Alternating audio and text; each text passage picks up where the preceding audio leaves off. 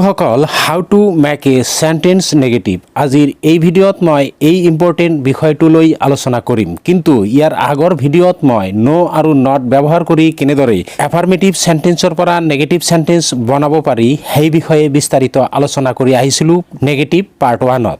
আজি negative part 2ত মই আলোচনা কৰিম বাকীখিনি অংশ যিখিনি আমি প্ৰথম অংশত আলোচনা কৰিব পৰা নাছিলোঁ, কাৰণ ভিডিঅ'টো বেছি দীঘলীয়া হয় বাবে আমি এটা ভিডিঅ'তেই গোটেইখিনি আলোচনা কৰিব পৰা নাছিলোঁ।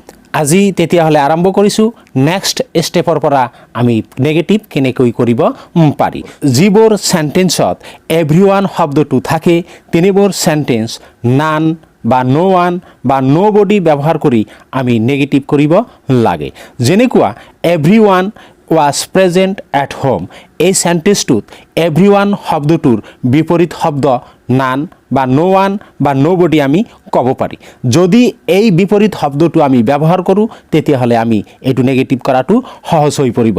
যেনেকুৱা everyone was present at home, ঘৰত প্ৰত্যেকে উপস্থিত আছিল, এই সেন্টেন্সটো যদি আমি নেগেটিভ কৰোঁ তেতিয়াহ'লে আমি এনেকৈ ক'ব পাৰোঁ নান was present at home, নাইবা no one was present at home, নাইবা nobody was present at home।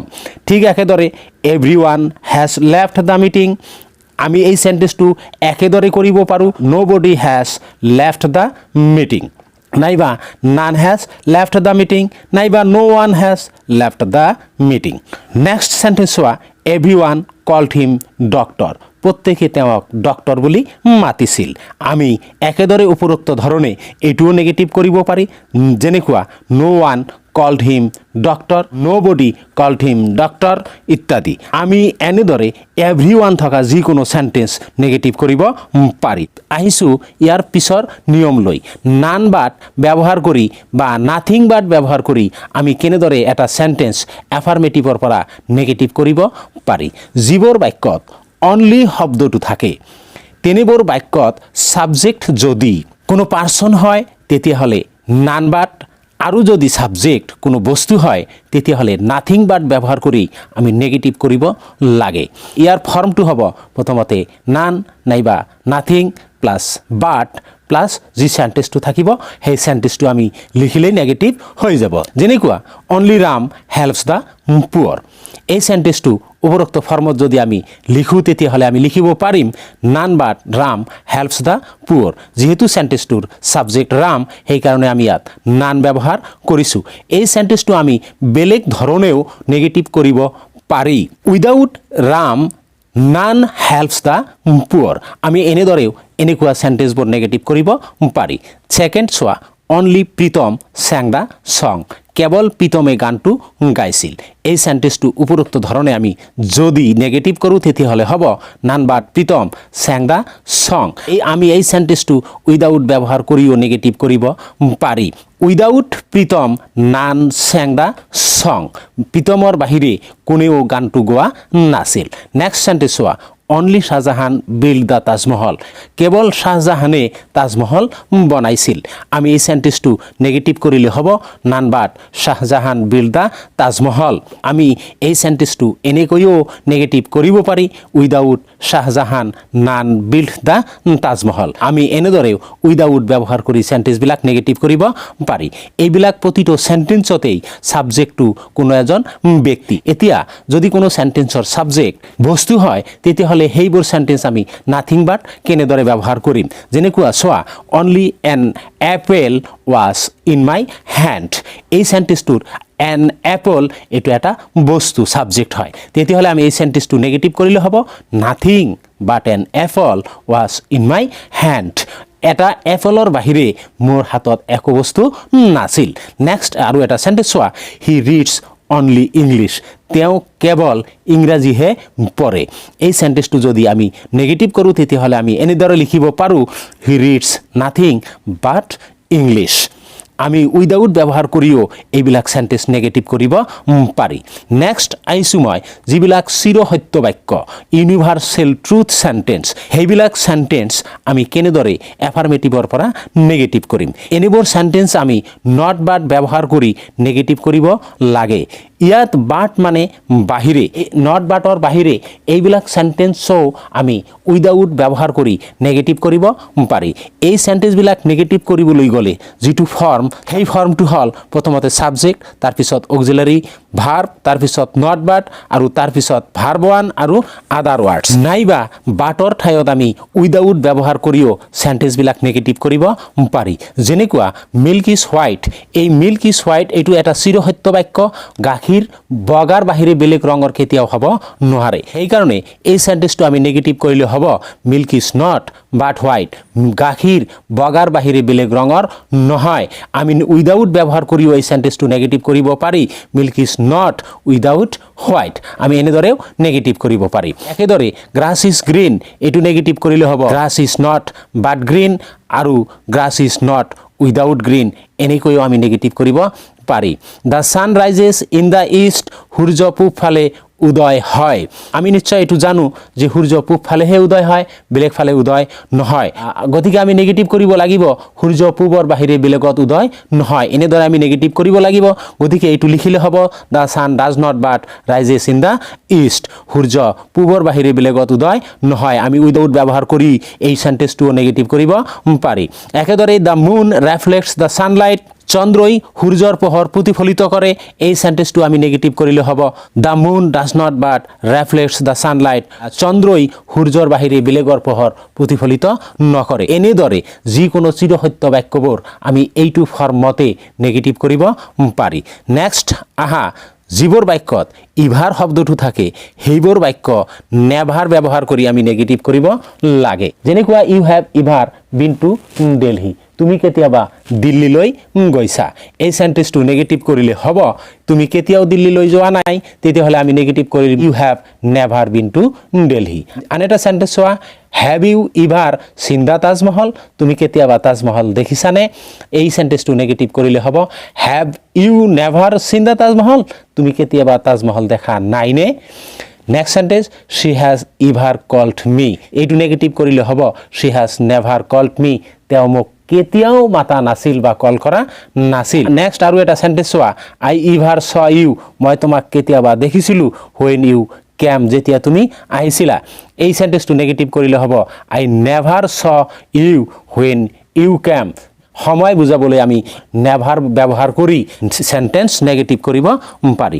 Next আহিছোঁ এভৰিথিং শব্দটো যিবোৰ বাক্যত থাকে তিনিবোৰ বাক্য নেগেটিভ কৰোঁতে এভৰিথিঙৰ অপজিট ৱাৰ্ড নাথিং ব্যৱহাৰ কৰিব লাগে আৰু ছামথিং থাকিলে এনিথিং ব্যৱহাৰ কৰি নেগেটিভ কৰিব লাগে। যেনেকুৱা এভৰিথিং ইজ গুড, এইটো যদি আমি নেগেটিভ কৰোঁ এভৰিথিঙৰ বিপৰীত নাথিং আমি ব্যৱহাৰ কৰিলেই নেগেটিভ হৈ যাব, nothing is good. Everything is good অৰ্থাৎ প্ৰতিটো বস্তুৱেই ভাল, নাথিং ইজ গুড কোনো বস্তুৱেই ভাল নহয়। আৰু এটা চেণ্টেন্স চোৱা, everything was sent to her, তাইলৈ প্ৰতিটো বস্তুৱেই পঠোৱা হৈছিল। নেগেটিভ কৰিলে হ'ব nothing was sent to her, তাইলৈ কোনো বস্তুৱেই পঠোৱা হোৱা নাছিল। Next, he played something in the field, তেওঁ পথাৰত কিবা খেলিছিল। এইটো নেগেটিভ কৰিলে হ'ব he played nothing in the field. ছামথিঙৰ বিপৰীত আমি নাথিং বহুৱাই চেণ্টেন্সটো নেগেটিভ কৰিছোঁ। Next, he said something to me, তেওঁ মোক কিবা কৈছিল। এই চেণ্টেন্সটো নেগেটিভ কৰিলে হ'ব শ্বি ছেইড নাথিং টু মি, তেওঁ মোক একো কোৱা নাছিল। ছামথিঙৰ বিপৰীত আমি নাথিং ব্যৱহাৰ কৰি চেণ্টেন্সটো নেগেটিভ কৰিছোঁ। নেক্সট আহা, যদি কোনো চেণ্টেন্সত ছামবডি অথবা ছাম শব্দটো থাকে তেন্তে নেগেটিভ কৰোঁতে এনিবডি নাইবা ন'বডি ব্যৱহাৰ কৰিব লাগে। যেনেকুৱা হি চ ছামবডি ইস্কেপিং, তেওঁ দেখিছিল কোনোবাক ইস্কেপিং পলাই যোৱা। এই চেণ্টেন্সটো আমি যদি নেগেটিভ কৰোঁ তেতিয়াহ'লে আমি লিখিম হি চ ন'বডি ইস্কেপিং, তেওঁ কাকো পলাই যোৱা দেখা নাছিল। এই চেণ্টেন্সটো আমি আন ধৰণেও নেগেটিভ কৰিব পাৰি, he did not see anybody escaping, এনেকৈও আমি ডিড নট ব্যৱহাৰ কৰি চেণ্টেন্সটো নেগেটিভ কৰিব পাৰি। নেক্সট এটা চেণ্টেন্স চোৱা, হি ছেইড ছামবডি টু হেল্প, তেওঁ কাৰোবাক সহায় কৰিবলৈ কৈছিল। এইটো যদি আমি নেগেটিভ কৰোঁ হি ছেইড ন'বডি টু হেল্প, এনেকৈ আমি কৰিব পাৰোঁ তেওঁ কাকো সহায় কৰিবলৈ কোৱা নাছিল, নাইবা হি ডিড নট চে এনিবডি টু হেল্প, তেওঁ কাকো সহায় কৰিবলৈ কোৱা নাছিল। এনেদৰে আমি এনিবডি ব্যৱহাৰ কৰিও চেণ্টেন্সবিলাক নেগেটিভ কৰিব পাৰি। নেক্সট আহা যদি কোনো সেন্টেন্সত এভৰিবডি থাকে তেতিয়াহ'লে নবডি ব্যৱহাৰ কৰি নেগেটিভ কৰিব লাগে যেনেকুৱা এভৰিবডি ইজ প্ৰেজেণ্ট হিয়াৰ এভৰিবডিৰ বিপৰীত শব্দটো বহুৱাই দি তুমি সেন্টেন্সটো নেগেটিভ কৰি দিয়া যেনেকুৱা nobody is present here everybody is present here ইয়াত প্ৰত্যেকে উপস্থিত আছে নবডি ইজ প্ৰেজেণ্ট হিয়াৰ ইয়াত কোনেও উপস্থিত নাই নেক্সট সেন্টেন্স চোৱা এভৰিবডি ৱাজ ইনভাইটেড প্ৰত্যেককে নিমন্ত্ৰণ দিয়া হৈছিল ইয়াৰ নেগেটিভ হ'ব নবডি ৱাজ ইনভাইটেড কাকো নিমন্ত্ৰণ দিয়া হোৱা নাছিল next everybody in the village helped him গাঁৱৰ প্ৰত্যেকে তেওঁক সহায় কৰিছিল আৰু এইটো নেগেটিভ কৰিলে হ'ব nobody in the village helped him গাঁৱৰ কোনেও তেওঁক সহায় কৰা নাছিল নেক্সট ইম্পেৰেটিভ সেন্টেন্সবোৰ ডু নট সেন্টেন্সটোৰ আগত ব্যৱহাৰ কৰি নেগেটিভ কৰিব লাগে যেনেকুৱা ডু দ্য ৱাৰ্ক কামটো কৰা এইটো নেগেটিভ কৰিলে হ'ব do not do the work তাৰপিছত হেল্প দ্য পুৱৰ এইটো নেগেটিভ কৰিলে হ'ব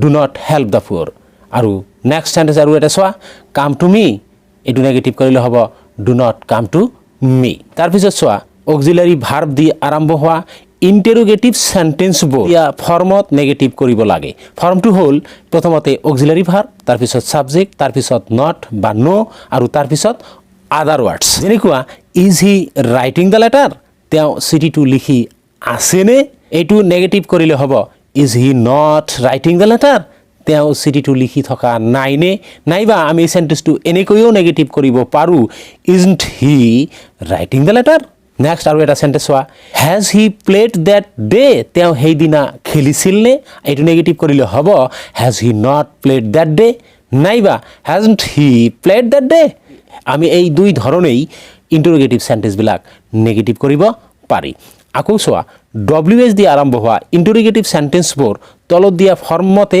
নেগেটিভ কৰিব লাগে ফৰ্মটো কি প্ৰথমতে ডব্লিউ এছ ৱাৰ্ড তাৰপিছত অক্সিলাৰী ভাৰ্ব তাৰপিছত সাবজেক্ট আৰু তাৰপিছত নট প্লাছ আদাৰ ৱাৰ্ড লিখি আমি সেন্টেন্সটো নেগেটিভ কৰিব লাগে যেনেকুৱা সেন্টেন্স এটা চোৱা why does he do the work তেওঁ কামটো কিয় কৰিছে এইটো যদি আমি নেগেটিভ কৰোঁ তেতিয়াহ'লে হ'ব why does he not do the work নাইবা এই সেন্টেন্সটো আমি নেগেটিভ কৰিলে হ'ব why doesn't he do the work এনেকৈও আমি নেগেটিভ কৰিব পাৰোঁ নেক্সট আৰু এটা সেন্টেন্স চোৱা হোৱাই আৰ ইউ কলিং মি তুমি মোক কিয় মাতি আছা এই সেন্টেন্সটো নেগেটিভ কৰিলে হ'ব why are you not calling me তুমি মোক কিয় মাতি থকা নাই নেক্সট চোৱা হুইচ ইজ ইয়ৰ পেন এইটো নেগেটিভ কৰিলে হ'ব which is not your pen আন এটা সেন্টেন্স চোৱা হু ডিড দ্য ৱাৰ্ক এই সেন্টেন্সটো আকৌ আমি নেগেটিভ কৰিলে হ'ব who did not do the work বন্ধুসকল এইখিনিতেই এফাৰ্মেটিভৰ পৰা নেগেটিভ কৰাৰ নিয়মসমূহৰ আলোচনা ইমানতেই অন্ত পৰিল তোমালোকে দুটা ভিডিঅ' নেগেটিভ পাৰ্ট 1 আৰু পাৰ্ট 2 মিলাই তোমালোকে ভালকৈ চাবা